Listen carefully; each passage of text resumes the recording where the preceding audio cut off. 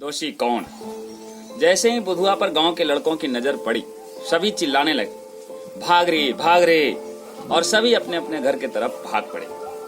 बच्चों के मन में एक अजीब प्रकार का भय समाया हुआ था। उसे लगता था बाहरी राज्य से आया है, निश्चय ही यह कोरोना फैला देगा, हम सभी संक्रमित हो जाएंगे। आखिर बच्चों को सशंकित होना तो लाजमी था, क्योंकि तमाम चैनलें जो भी थी सब के सब बस कोरोना पर ही चर्चा कर रहे थे, उससे संबंधित खतरों का आगाह करा रहे थे।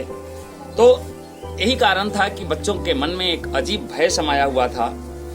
हालांकि इस बात का एहसास तो बुधवा को भी था। इस समय जितना हो सके सोशल डिस्टेंसिंग का ख्याल रखना वह अपना कर्तव्य समझता था, लेकिन उसकी लाचारी को कौन समझ पाए? किसमें इतनी बुद्धिमत्ता है कि इस पर विचार कर सके? आखिर रातों रात लॉकडाउन की घोषणा में वह उसी राज्य में फंस गया था जहां वह अपने परिवार के लिए 2 जून की रोटी की व्यवस्था के लिए गया था। मालदार होता तो किसी तरह चल भी आता, लेकिन वह नहीं आ सका था। आशा बंधी थी कि कुछ दिनों के लॉकडाउन का सामना वह कर लेगा। यह 21 दिन का संकट गुजर जाएगा। लेकिन दूसरी बार भी जब सरकार की घोषणा हुई तो निश्चय किया अब की भर अड़े रह जाऊंगा। लेकिन जब 2 रातें भूख में तड़पना पड़ा तो विचार बदले, हिम्मत जवाब देने लग गया। अन्य साथियों के साथ वह भी पैदल ही चल देने का साहस जुटा लिया। लेकिन तभी केंद्र सरकार और राज्य सरकारों ने यह घोषणा कर दी कि जो भी प्रवासी मजदूर जहां हैं वहीं रुके रहें, सरकार आपके लिए व्यवस्था कर रही है।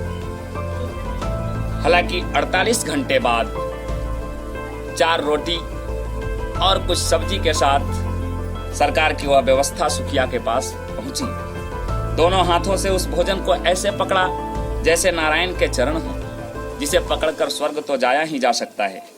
खाते हुए आंसू भी टपक रहे थे। न जाने अब कितने दिनों बाद यह रोटी पुनः मिलेगी। सोचता है इसमें से 2 रोटी और बचा लूं, लेकिन क्या यह बचा रह पाएगा? अगले दिन तक के तो यह रोटी खराब हो जाएगी। यही सोचकर वह सब खा लेता है। फिर वही जमीन पर लेट जाता है, करवटें बदलता रहता है, पर नींद नहीं आती। घर की याद आती है। आखिर कैसे हरेंद्रा और महेंद्रा अपने मतारी के साथ दिन गुजार रहा होगा।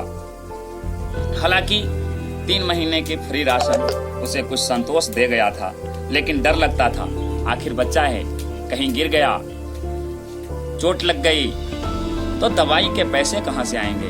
क्या मेरा बेटा इस दर्द में कराहता रहेगा? नहीं नहीं, हे भगवान, हे शंकर भगवान, आप ही इसकी रक्षा करना। अब तीसरे लॉकडाउन की घोषणा के बाद मजदूरों को घर लाने के लिए स्पेशल ट्रेनें चलवाई गई। उसी ट्रेन से बुधवा अपने घर आया। उसके गांव से 4-5 किलोमीटर पहले ही प्रवासी मजदूरों के लिए क्वारंटीन सेंटर बने थे, उसी में उसे रखा गया। अब 14 दिन ही बिताने थे। अपने बापूजी से मिलने दोनों बच्चे और अपने पति से मिलने मुनरी क्वारंटीन सेंटर पर पहुंची। घर में कुछ चूड़ा चबेनी होती तो वह उसे ले जाता, लेकिन नहीं, घर तो खाली हो चुका था। घर में अनाज के कोई दाने नहीं थे। वही मुनरी जो 1 गिलास पानी ही सही पर कुछ न कुछ लेकर के ही बुधवा के सामने उपस्थित होती थी, लेकिन आज लाचारी ऐसी कि खाली हाथ उसे अपने पति के समक्ष जाना पड़ रहा है। आज खाली हाथ जाते हुए अपने भार से धरती को दबाती हुई सी लगती थी। हृदय पर दुख का बड़ा चट्टान लिए दोनों बच्चों के हाथ पकड़कर चली जाती थी।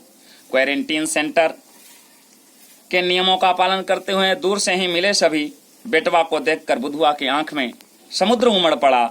उसे चूमना चाहा, लेकिन इस लॉकडाउन तो सबका हृदय द्वार भी लॉक कर दिया था। मुनरी और दोनों बच्चे घर लौट आए। बीच में 1 आध बार औपचारिक मुलाकात कर आए। 15वें दिन बुधवा वहां से छुट्टी पाकर गांव लौटता है तो अपनी यह दुर्गति देखकर घर के तरफ जाने के लिए उसके पैर नहीं उठते। आखिर किसने कराई उसकी यह दुर्गति? वो रातें जो भूखे पेट सुलाई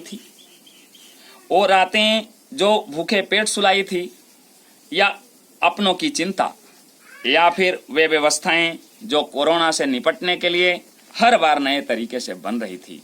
धन्यवाद।